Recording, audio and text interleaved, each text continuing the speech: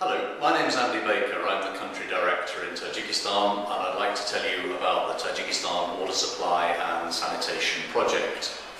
The challenge in rural water supply here is that over 70% of villages don't have access to piped water. The impact of that on people's lives is that women and children spend many hours going and collecting water, and that's time lost to education and also to other livelihoods activities. Before, our situation was very difficult. My children would go for water in the morning and return in the evening. They would go barefoot or on donkey. Thanks to Oxfam, we don't have to stay hours in line. If not for Oxfam, our situation would be much worse. The other impact is on people's health, that water collected from open water sources leads to considerable levels of waterborne disease. In fact, government statistics suggest 3 out of 5 of all visits to clinics and hospitals originate in waterborne diseases. Many people in the village suffer from waterborne diseases caused by the dirty water like dysentery. There needs to be a chlorination or filter system to clean the water.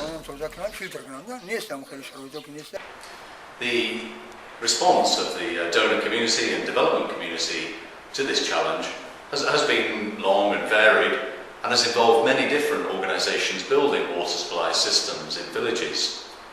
What most of them have found is that when you go back 3 to 5 years later, the system is no longer functioning.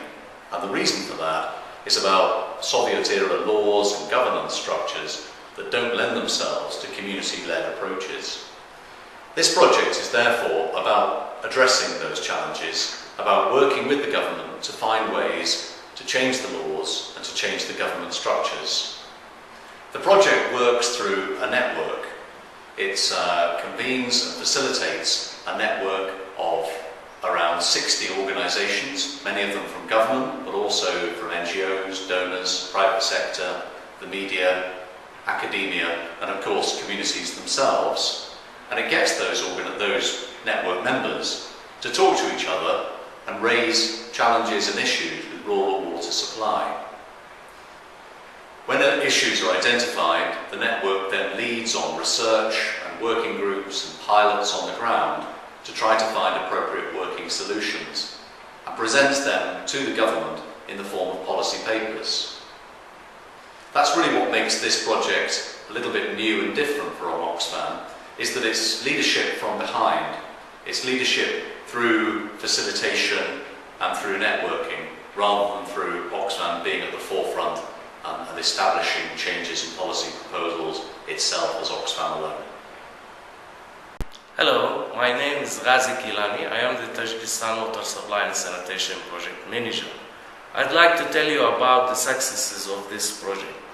So far, we have been able to establish a network that regularly gets the right people together and is recognized as the only forum for debates on household water, and which has over 60 member organizations. Government commitment to the issue, exemplified by presidential sign-off on the creation of an interministerial coordination council that will address policy issues around the water supply and sanitation.